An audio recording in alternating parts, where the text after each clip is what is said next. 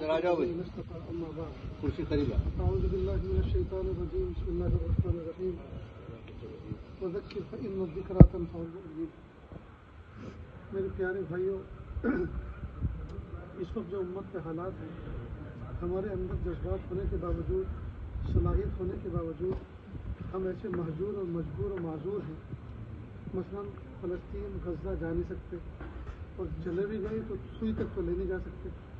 تو ہماری صلاحیتیں اور ہمیں عطا کردہ اللہ کی نعمتیں ہم کیسے ان تک پہنچائیں؟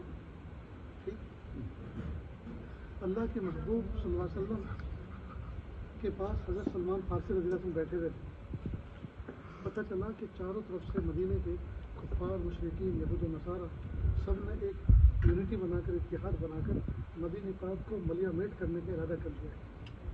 حضرت سلمان فارسی رضی اللہ عنہ نے فرمایا کہ اللہ کے حضور صلی اللہ علیہ وسلم، جب ہمارے ملک ایران میں کبھی کوئی ایسا مسئلہ ہوتا تھا تو ہم لوگ اپنے بستی کے ارد گرد خندق کھودیا کرتے تھے.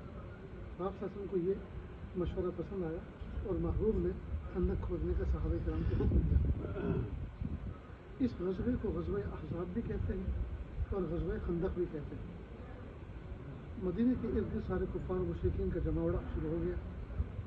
صحابہ کرام بشر تھے تو ایک خوف تھا فطری. اللہ کے حضور صلی اللہ علیہ وسلم کے پاس آئے کہ اللہ کے رسول صلی اللہ علیہ وسلم، ہمارے کلیجے منہ کو آ رہے ہیں ہمارے خوف کے، اس موقع پہ ہم کیا پڑھیں؟ آپ نبی کریم صلی اللہ علیہ وسلم فرمایا اللہم استر عوراتنا وآمن روعاتنا. یہ پڑھو، اللہ ہماری عزتوں کی حفاظت فرما اور ہمیں امن عطا فرما. صحابہ کرام نے صحابیات میں پڑھنا شروع کیا. کچھ ہی وقت گزرا تھا، ایسی آندھی اور طوفان آیا کہ ان کے خیمے اڑ گئے اور ان کے جانور بھاگ گئے، یہاں تک کہ کفار و مشرکین بھاگ گئے. اور یوں بغیر کسی خون بہے اللہ پاک نے یہ جنگ کو فتح میں تبدیل فرما دی. اس وقت جو غزہ فلسطین کی سچویشن ہے بالکل ایسی ہے جیسے غزوہ احزاب کی تھی، اس لیے کہ ساری دنیا کفر متحد ہو چکی ہے. دنیا کفر متحد ہو چکی ہے اور مسلمان اور بالخصوص وہاں کے رہنے والے اکیلے پڑ گئے.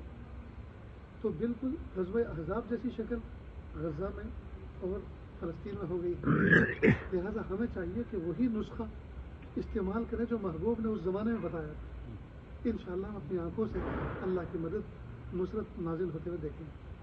لہذا ہم میں سے ہر شخص بشمول ہمارے بیوی بچوں کے 300 مرتبہ یومیہ روزانہ، اور زیادہ ہو تو بہت اچھا، اللہم استر عوراتنا وآمن روعاتنا ضرور پڑھیں. 300 مرتبہ کی تعداد اس لیے کہہ رہا ہوں کہ لا یذکرون اللہ الا قلیلا. منافقین کی نشانی بیان کی ہے کہ وہ اللہ کا ذکر نہیں کرتے مگر کم.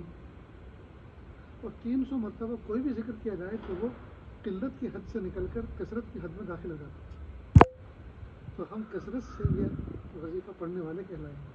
آج میں نے بڑودہ سے لے کر حیدرآباد تک الحمدللہ اللہ کی توفیق سے مسلسل میں نے آسمان اور زمین کے درمیان میں فضا کے اندر یہی وظیفہ پڑھا کہ میرے پیارے اللہ، زمین پہ تو آپ کو نہ جانے کتنے پکار رہے ہوں گے، میں آج زمین اور آسمان کے درمیان میں آپ سے پکار رہا ہوں، آپ ان پہ نصرت بھیج دیجیے. تو 300 مرتبہ ہم کچھ نہیں کر سکتے ان کے لیے، تو اتنا تو کریں، ورنہ پھر ہم مومن ہونے، ہمارے مرد ہونے، ہمارے انسان ہونے کا فائدہ کیا ہے؟ اتنا ضرور کریں گے نا انشاءاللہ. پلیز فجر کے